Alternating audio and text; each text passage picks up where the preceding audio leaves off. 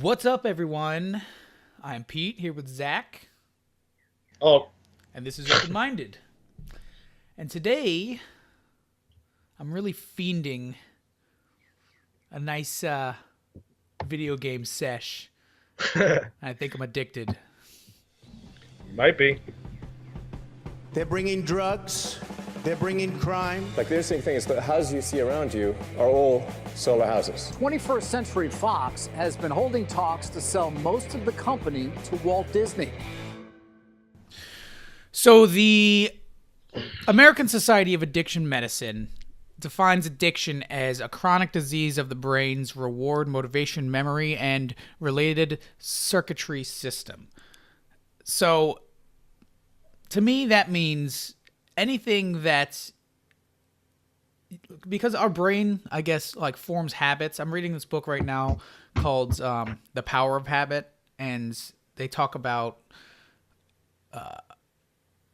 routines and the way habits are formed, and the difference between a habit and an addiction is very like a thin line, because a habit is something that you do at the exact same like time or at the same cue. Like if something happens, you're automatically cued to want to react a certain way because of this routine that your brain has formed. And I guess the human brain is like this crazy like biological machine that It's a huge like pattern-seeking device, and you just want to make patterns out of things, and a habit could be a pattern. so can an addiction. Well, what? So can an addiction. And Yes. an addiction, Well, can you I get think, addicted to things that aren't a thing, like that have no addictive properties? I think you can get addicted to like substances because they have addictive properties like nicotine or like alcohol. Yeah. But you could also get addicted to activities that trigger the same type of dopamine response in your brain.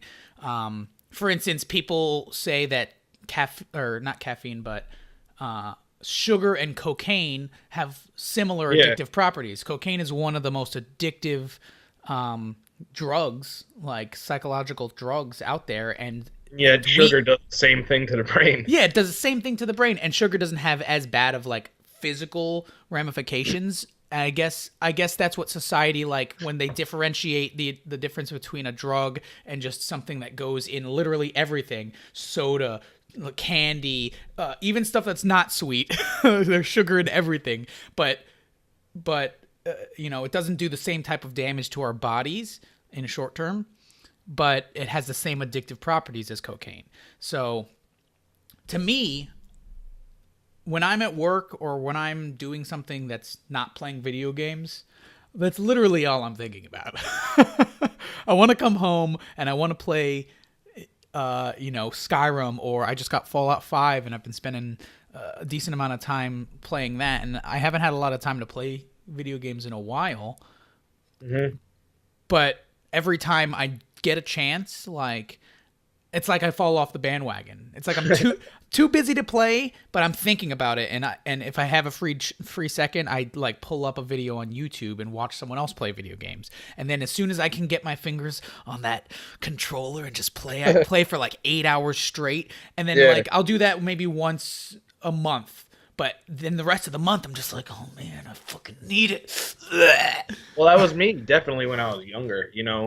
Video games, like that's what I did when I got home. Whatever. From school or from work.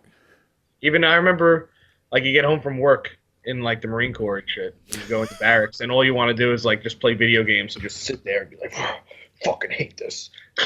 Yeah, I used to waste hours on Nazi zombies, and that doesn't even have like Yeah, that doesn't even have a goals. It's just like you get as far in the round as possible, and then it's over. It's like an arcade. Yeah, I'd wake up, you guys would be playing Nazi zombies, and then like I'd go and do my own thing. I come back, you're still playing like the same all live or whatever. It's crazy. Yeah, I think the farthest level I ever got on Nazi zombies was like 55. Yeah, that's insane. I can't do that. Yeah, I'm not. I used to definitely be addicted to video games, but like not anymore at all. Like I barely I barely even play video games like anymore. But like I'm waiting for like the next one that gets me like addicted, you know? Like I'm thinking the new Red Dead Redemption might do it. Yeah. But I don't know.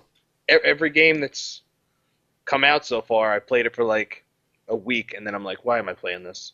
And like I get bored and I put on like YouTube and watch like, I don't know, somebody say something or some shit happening. Maybe that's our attention span is getting shorter because of stuff like YouTube and just and Facebook and all of those social media stuff that like gives us this immediate like dopamine release anytime you scroll to another video. Even if you like, sometimes I watch a video and then as soon as it starts playing, I start scrolling and looking for another video to watch, like while it's playing in the background. I'm sure other people do the same thing. Yeah, no, I do that. That's, I mean, our attention spans It's are getting because so we short. basically know, you know, like I'll be watching something. I know what the video is going to show me, so like I don't really need to see it, but I just need to like hear it play out, so I like get the information from it or something. I don't know. See, to me, I think that is an addiction. Like you were saying a second ago, you can get addicted to something that's not an addictive substance. We are all addicted to technology. We're all addicted, you know, to the little habits and routines. Like people who work out at the same time every day, they're addicted to working out. And Yeah. I mean, the difference is the good addictions like working out. If you stop doing that, it's hard to get back on.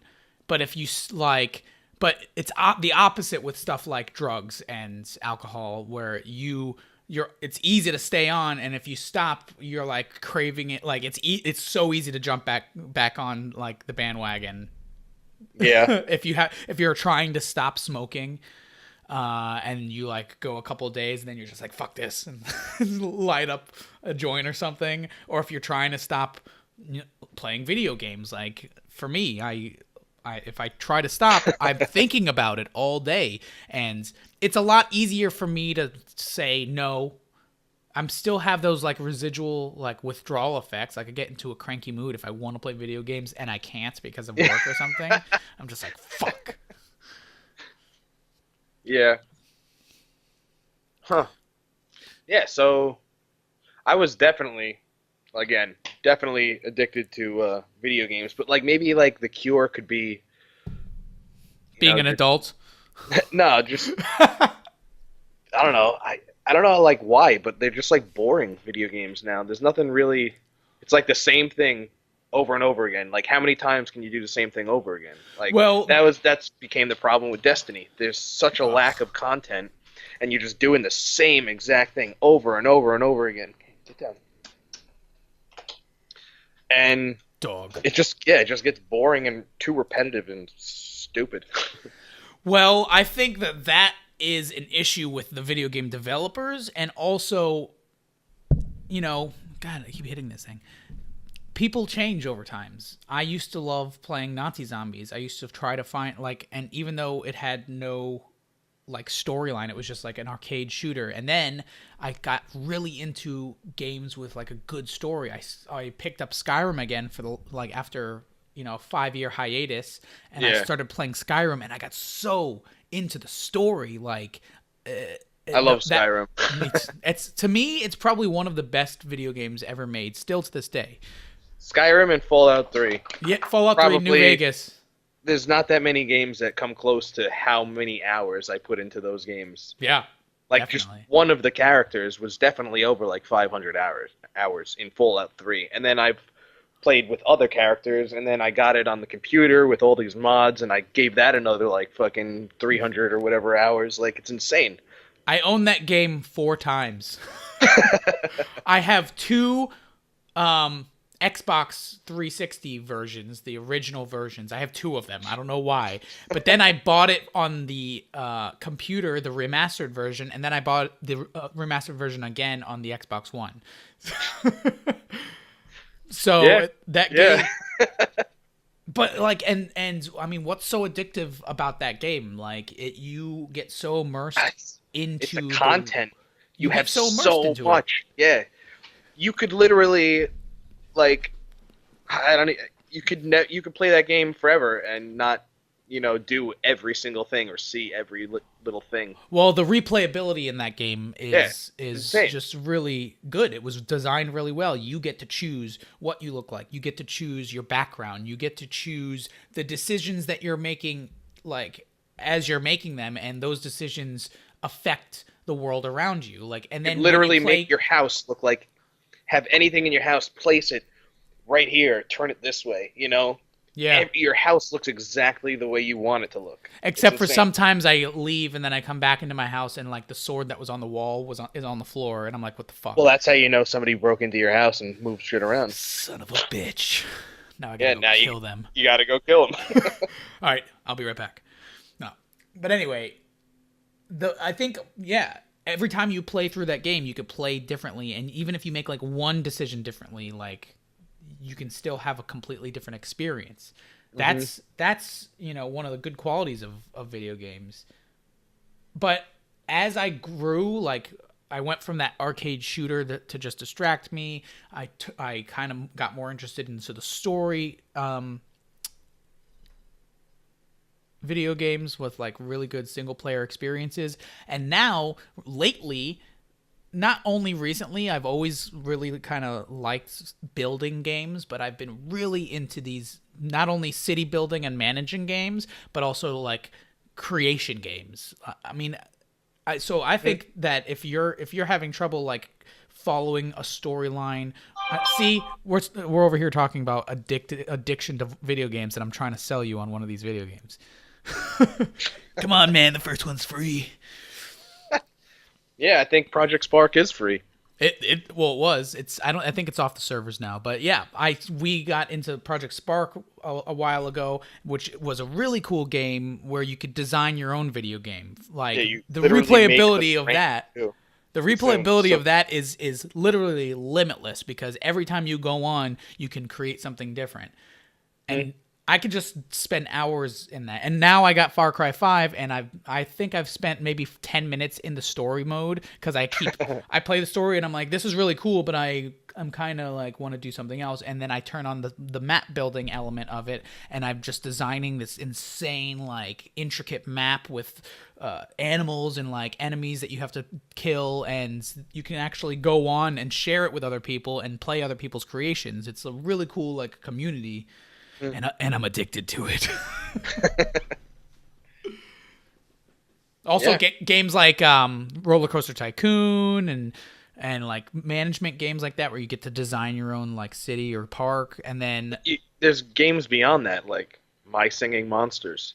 Like on your phone now, like literally you could be anywhere playing video games. I just re-downloaded that. Yeah. It's such a like, and it's an addicting game, and especially when it's on your phone, it's addicting because you can take it. And it's everywhere funny you how go. that's a game. Like you're not really doing anything, music. You You're put creating them music. there, and then they level up, and they're doing it all themselves, and then you're just collecting stuff. But it's That's funny how how that's most considered a game. mobile Like phones are. Facebook, it's kind of like a game. I would say it is a game. It is. Yeah. Facebook is pretty much a video game. It's just a different kind of video game. You're doing it on a screen. It's like a massive multiplayer, an MMO, but instead of like achieving goals that are set out for you, you just basically post about your life and say whatever the hell you want to say. Yeah. You But the get likes. dopamine, You could do yeah. different things on it. Yeah, you could join groups and clans and all these different fucking things, just like in video games. The dopamine response is the same as if you were to be playing like an online multiplayer game like Destiny, where you join a clan and you design your character and you look the way you want to look and you do the things that you want your character or your avatar to like, that you the way you want to portray yourself or the way you wish that you could. See, that's why I think that Ready Player One was a really good depiction of like the direction our world is going in, because Yeah. video games they were addictive Well, when I was the way playing. that video games are going. Well, the video games are slowly becoming the world. Like you said, Instagram, Facebook, Twitter, those are all basically just a new form of video game. Because we didn't have that when I was playing N64. you know, if we wanted to play with our friends, you had to be in the same room on the same TV, which was great. It I don't even allowed think you. I had a computer when we had N64. I had a computer, but it was downstairs, and I wasn't allowed on it without parent supervision. Yeah, I remember the first time I heard of this thing called the internet. It had already been around, you know, but like I didn't know about it because we didn't get a computer until like later on and shit. Now I have like, I don't know, there's probably like 5 computers in this house. Well, They're I not mean, mine. and that was only what, like 20, 25 years ago when we were at home, little kiddies, and it's like you had to. It was so much harder to actually get on a screen back then because there was only like 1, maybe 2 TVs in my whole house, and I had a PlayStation attached to one of them, and I would have to ask permission in order to play, and then my mom would be like, and it was downstairs in like the living room, so she would like time me and stuff, so I wouldn't even. Yeah. And then I would sneak off to my friend's house and play at his house. So even when I was like playing video games, I was still being social, like I was in a room with somebody else. Yeah, I remember I used to chill at this other guy's house down at my block, and he had GoldenEye, and I didn't have like an N64 or That was a video great games game. really like that. But yeah, like I remember they kept killing me, and I was so bad at it, and eventually I got an N64 in that game, and I practiced and practiced, and then I came back and I was killing them, and then they didn't want to play anymore. Like we wanted to play other games. But like I did have, You're I like didn't have Kyle. an N64. We had like a Sega Genesis, and I think the first thing we ever got was a Nintendo, obviously. Yeah. But then we had that for like ever, and then we got like a Sega Genesis after they had been around for a little bit, and then I guess N64. And then then I think I bought a PlayStation, and then I wanted a PlayStation 2. Going through your whole And then list. and then after that, it's always been Xbox. Yeah, PlayStation sucks. They're Nazis. Well, as soon as Xbox, I always think Xbox was superior to PlayStation in a little bit, and this is a huge debate among It the is. video game community. People hate it. I'm sure I'll get some hate. I started out. I asked for an N64, but I got a PlayStation, which I think was, a good compromise. Yeah, definitely. Well, my dad did research, and he was like, "Look, I know N64 is awesome, but it's a cartridge. It's a cartridge video game Yeah, where limited. the graphics are, it's the past of 64-bit, right? Yeah, it's Or exactly. 64 things. It's the past of video games, and he looked into the future of video games, which were disc-based games and computing power. Like basically, your consoles just transformed from these circuit boards that can read the cartridges and display the bits onto the screen to an actual computer that reads disc and has a processor and has a graphics card and all these things. And that's basically what consoles are now. They're computers that aren't as strong as like a computer that you can, like a gaming computer that you can build. But Well, I remember hearing something about that. That was like the Xbox or something like. it was the It wasn't Xbox like- was the first one to do it because Xbox. Yeah, they were saying it's just a computer. It's like a computer that does this one thing that plays games. So they didn't. I forget. They didn't know what to call it or something. I watched a documentary on it. I think we watched that documentary together because I remember the opening scene of it was like this awesome 1980s video game music, and it showed screenshots of the evolution of video games. Uh-huh. It was such a cool. Yeah, we probably did. It was a cool documentary. Yeah, and that's what they were talking about. PlayStation and Xbox transforms the video gaming world from,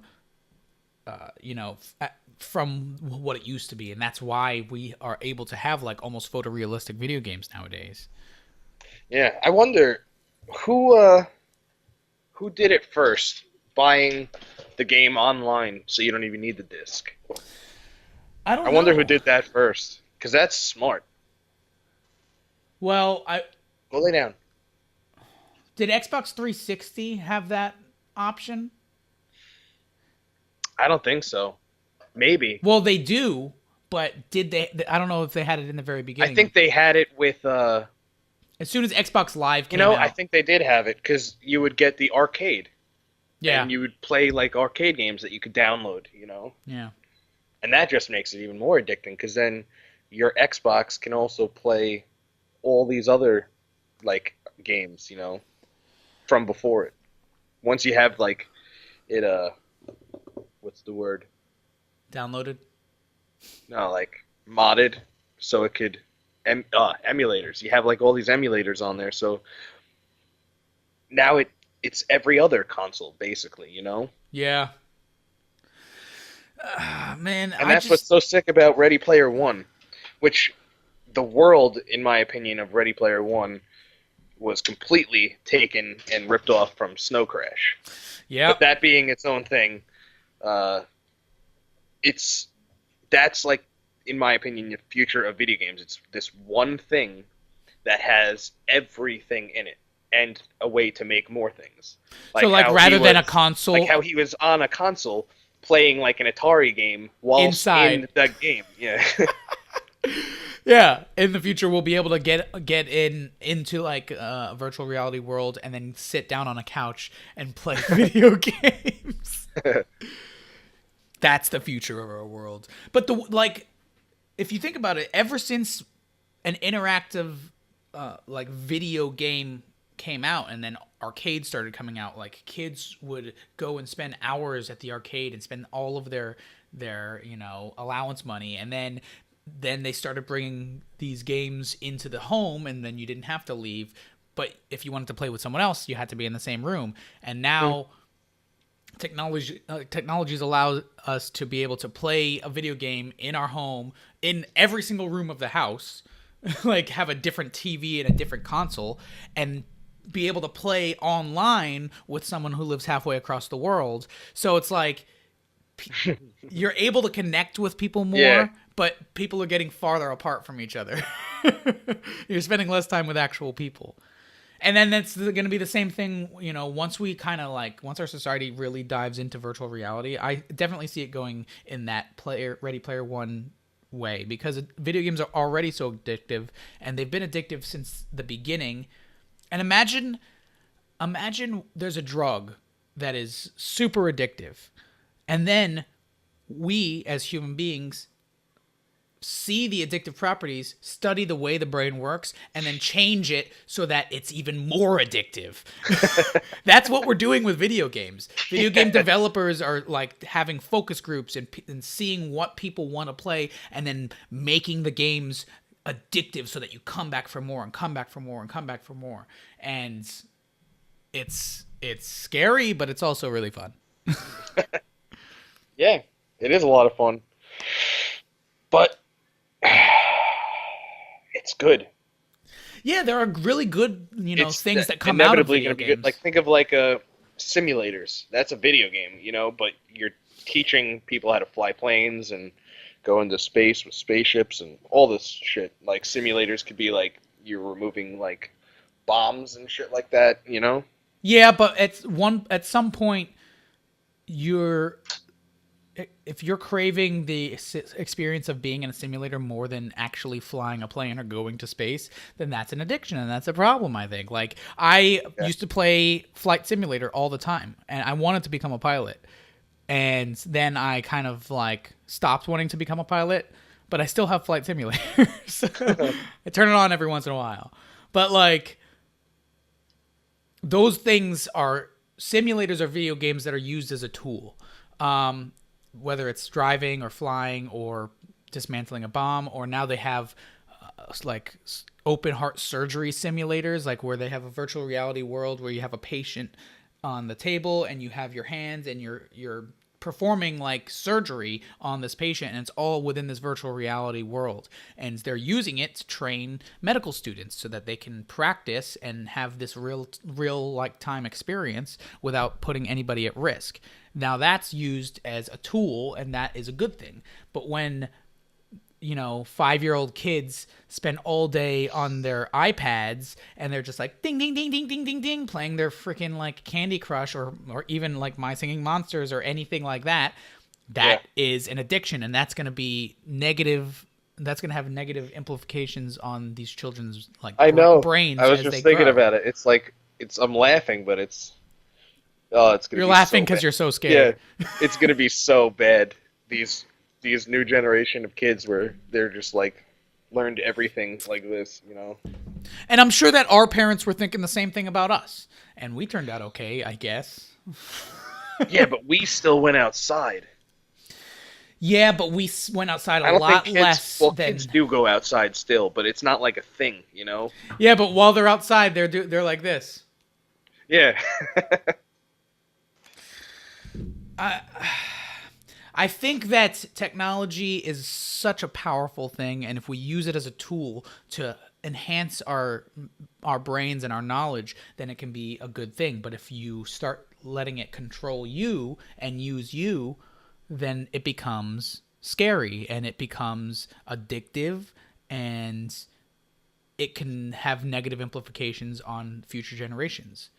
I mean, just look at Japan. There are some articles out now talking about Japan, the Japanese people, and how they're spending more time like watching porn or playing video games than being in real relationships. And Yeah, they're not having kids or something like that, right? Yeah. Their like birth rate is going down like crazy amount. And it has to do, the article I read, it said it has to do with 3 things: porn, video games, and work. So people in Japan are working all day, and then they come home and they play video games all night, and then they go and watch some porn, and then they do it again the next day, and they're not having relationships or families. And I mean, I don't know. Maybe that's a good thing? Our population's getting pretty big. Well, it's good for us. I mean, they're making a bunch of stuff really good. Yeah. But Not good for them though. yeah, at some point we need to make a definition of like a line that we shouldn't cross. It's hard to make that make that definition though, because how are you gonna like control people and allow them or have them not play as much video games when they're everywhere? I don't know. Have you been to like a Chili's or like Red Lobster or any type of restaurant like that lately? Oh, No. I went to Red Lobster a couple weeks ago, and on the table is a little pad, and on that pad you can place orders, you can call your waiter back. And then they also have games, like little video games, and it's like you pay $1.99 and then you have access to all the little games. So like while you're at the dinner table with your family, you're just like bring bring bring bring playing these little games. They're literally everywhere. There is no escape. That's ridiculous. Go away. And sometimes Go away, video game. Go away. Go. Sometimes this is why I think I'm addicted, because sometimes I think that I want to completely just leave society and go live in the middle of the woods in like a cabin and just experience nature and myself and not have any type of technology other than the like essentials, like maybe heat and hot water and lights, stuff like that. But no screens, no phone, no television, no video games, no computers, nothing. Just the bare essentials. But then when I think I'd about love doing to have that, but then I'd like to also have my other house, which has everything. Exactly. I think about that and I'm like, that would be so cool. And then I sit down and I turn the Xbox on. And I'm like, You go on YouTube and look up how to do that. yeah, Which exactly. is like ironic. How to use technology less on YouTube on your phone. It's an addiction, man. I'm telling you. Yeah. But there's ways to break the addiction, like I guess, must have done. Because I'm not really addicted to them anymore, but I definitely was. You're still addicted to it. You're just addicted to a different type of video game. Just like my addiction went from the brainless shooter to a really, intricate management and building game where I have to use my brain to like balance all of these things and design something like completely unique out of my own mind. My addiction has evolved from one type of video game to another, and yours has too. You used to like stuff like Skyrim and Fallout where it has a story that can immerse you, and now you're more interested in that quick, fast dopamine response that stuff like YouTube and social media gives you. And Yeah, definitely YouTube. Like that's probably what I spend the most time on. Like I'll just like look at like things. Anything. Like I'll watch things being made or whatever being happening, and I don't really watch like stupid shit like cat videos. Yeah, I don't watch shit like that. Like I watch stuff that at least you can learn something from. Yeah, I do. That's I my do new too. addiction, is trying to learn all these weird things. Because knowledge is a virus. It is a virus. Yes, you need to read that book. What is read? Yeah, I didn't really read it. I was looking at the pages while the audiobook was playing. No, I do need to start reading more. I think that can definitely help the technology addiction that like most of our society is going through is picking up a book, because then you're still getting, I mean, it can still be very entertaining. It's just a different type of entertainment. It's slower. You have to use your mind more. But the things Well, you're hallucinating. It's crazy. pretty much, yeah. You read something and you're imagining it in your mind as if it were a movie or a video game. And it can still be addictive. It is. Books are definitely addictive. My girlfriend has been reading The Wheel of Time, and like for a week straight, they're 800-page books. For a week straight, I would sit down and I'd start playing video games, and she would sit down and read next to me. So we were both, giving into our addiction. But she read an 800-page book in like a week. That's crazy. Yeah, but the way she described it, it was the same way that I describe my addiction to video games. She was like, I was at work, and all I could think about is this book. And as soon as I got home, I didn't do like the stuff I was supposed to do. I was supposed to clean this and walk the dog and do all this. But instead, I just sat down and read my book. And I'm like, man, you're addicted. See, you that's junkie. the whole thing. I'm definitely in for that like quick, response that you were just saying, like dopamine response. Because let me actually look this up real fast. That's another thing. That let me just look this up real fast. Whereas before we had to sit and think about it. Now we can just pull our phones out and get the knowledge that we need at the tip of our fingers. Yeah, Snow Crash is basically 500 pages, and took you about a year.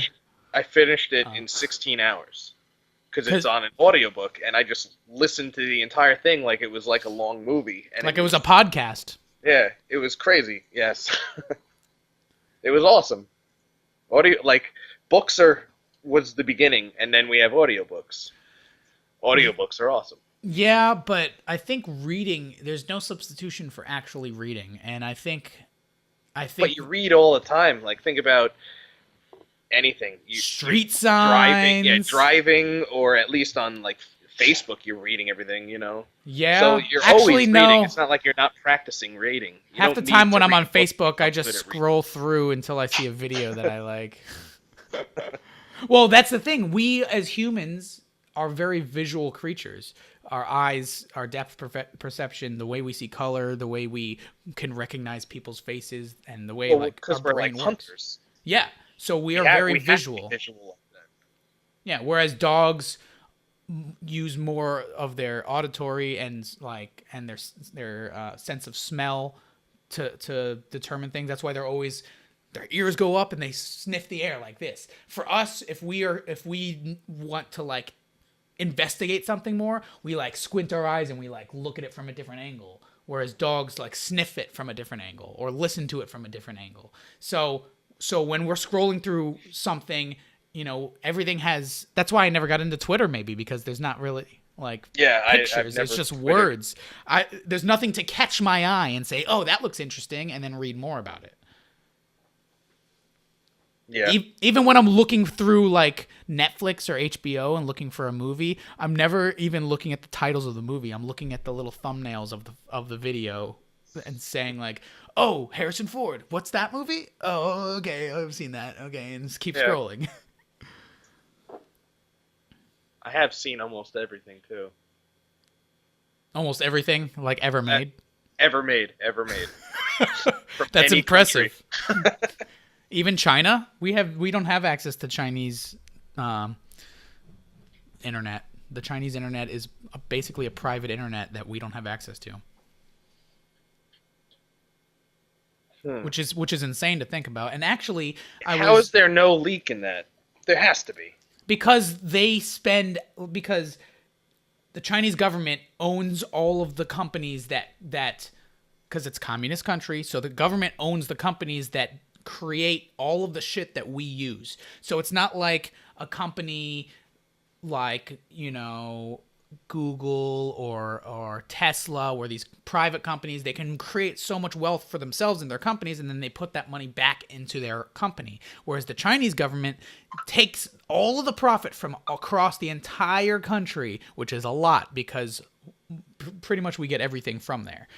And they take that money and they invest it not only back into those companies, but into their government. They are basically running a giant company. And so they took the profit from a lot of their physical products that they're creating, and they're investing it into this virtual internet that they can control, and they can control what people see and hear and how they think. Pretty much the same way as our internet's working, but the government is controlling it, and it's completely known. So, and they don't have access to our internet, so they can't see the things that we're seeing. They don't have the same type of freedoms that we have. But then how can we play video games with people from China? Can we? I don't even know. Maybe. I'd have to look that up. Maybe that's a different internet, like streaming or something. Well, maybe they... I don't know. One thing I do know, though, is the Chinese government developed an app that's similar to the apps that we have, but just like you were talking about, the future of video games is like one world where you can do everything in. That's what this app is. It's like a combination of Facebook, Google, Maps, Yelp, like everything all in one, and you never leave this app, and that app is then collecting all of the data, and then it's going straight to the Chinese government because that's what they want. That's what they're interested in. See, that kind of sounds cool though. But would you? Okay, I wouldn't want that, no. But it does sound cool. Like, it sounds cool, but at the same time, it's scary because people are. I mean, well, they don't have a choice, but at some point, maybe our country and the way that the internet works, throughout the rest of the world, it's going to be very similar. But you're at some point, you're giving up your freedom for convenience and like a sense of security. And I'd rather be free and struggle than be a slave and have the convenience of things. yeah, I would definitely rather be free and struggling than whatever in a slave. But all of these things, all of this technology But you're a slave to video games. I am. I'm a slave to. We're all a slave to technology because of the addictive properties that it has. It has the same type of. It does the same thing to the brain that smoking a cigarette does. Yeah, but it has all these negative things. But then, and it is addictive. But also, like, it's useful. So. Well, everything is good in moderation, but the difference between people with self-discipline and self-control that can do certain things in moderation and the addictive personality, that gap is I feel like growing because of how addictive video games and social media is. Like, people used to have much more self-discipline where they say, "Oh, I don't need that chocolate tonight. I'm addicted to sugar. I don't need that chocolate.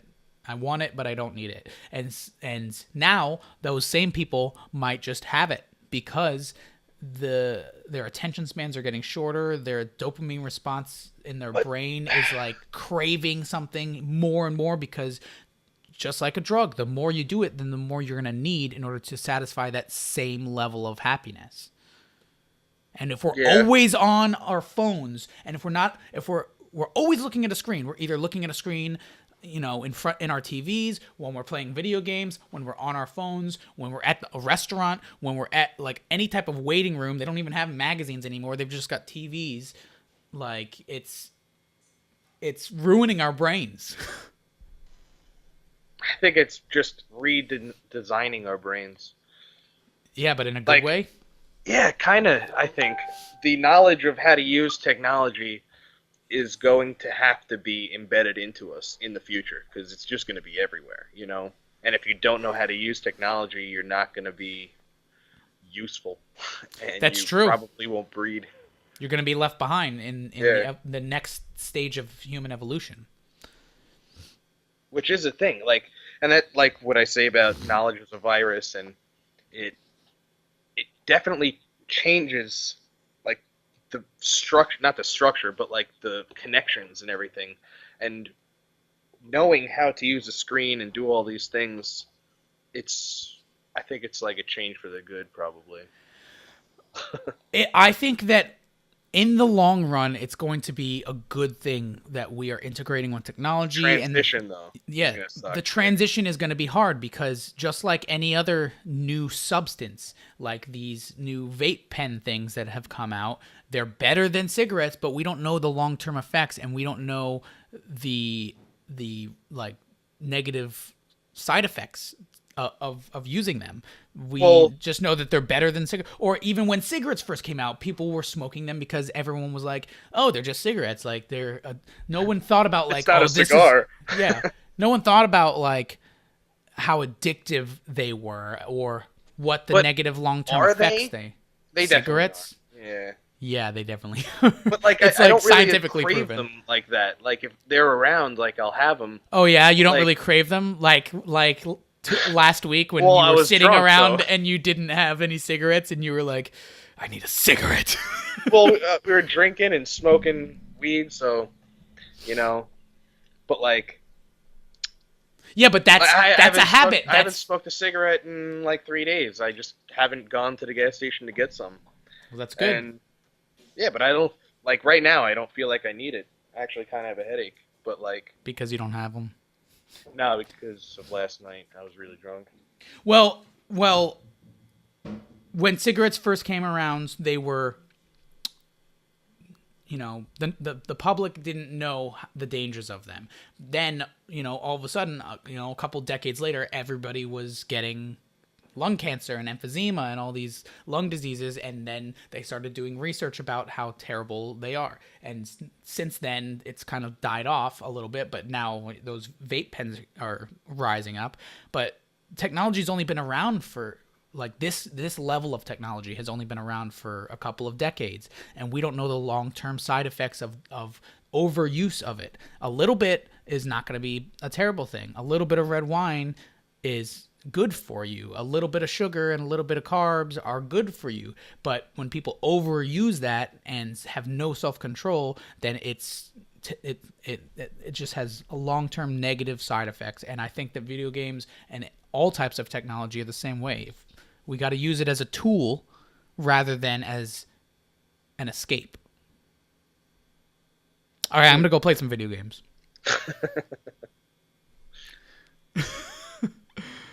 Well, what do you guys think? Are you addicted to video games and technology like me? I think that you are. You don't even, if you're listening to this or watching this, then you definitely are. Go outside, damn it. I'm just kidding. Listen to the next episode. If you want to leave us a comment, email us at openmindedepisodes@gmail.com, and we'll see you next time. Later.